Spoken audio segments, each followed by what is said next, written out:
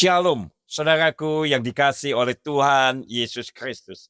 Saya akan membacakan dari Lukas 18 ayat 7 yang berkata demikian. Tidakkah Allah membenarkan orang-orang pilihannya yang siang malam berseru kepadanya? Dan adakah ia mengulur-ulur waktu sebelum menolong mereka? Saudaraku yang dikasihi Tuhan, ini adalah sebuah pernyataan Tuhan Yesus setelah Tuhan Yesus menyampaikan perumpamaan tentang seorang hakim yang tidak takut Tuhan dan tidak takut kepada siapapun. Tapi karena ada seorang janda yang meminta supaya dibela perkaranya, dan janda itu terus datang, pada akhirnya hakim yang tidak takut siapapun ini akhirnya membela janda ini. Saudaraku yang dikasihi Tuhan. Dan Tuhan berkata, tidakkah Allah yang penuh dengan kasih itu akan menolong anak-anaknya yang berseru siang dan malam? Adakah ia mengulur-ulur waktu? Tidak, saudaraku. Tetapi Tuhan selalu dan sanggup untuk menolong kita.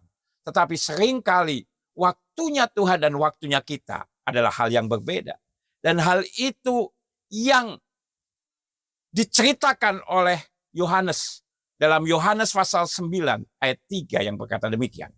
Jawab Yesus, bukan dia dan bukan juga orang tuanya, tetapi karena pekerjaan-pekerjaan Allah harus dinyatakan di dalam dia.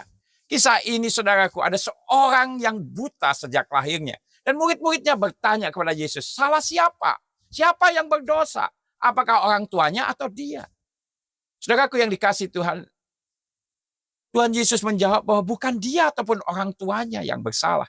Tetapi memang dia dipakai untuk menyatakan pekerjaan-pekerjaan Allah yang dinyatakan melalui kehidupannya. Karena apa? Karena sesudah itu dia disembuhkan dari butanya dan dia bisa melihat dan dia memuliakan nama Tuhan. Saudaraku yang dikasihi Tuhan, Tuhan tidak pernah mengulur-ulur waktu untuk menolong kita. Dia adalah Allah yang tepat pada saatnya menolong kita untuk pekerjaan-pekerjaan Allah dinyatakan di dalam hidup kita untuk memuliakan Tuhan melalui kehidupan kita.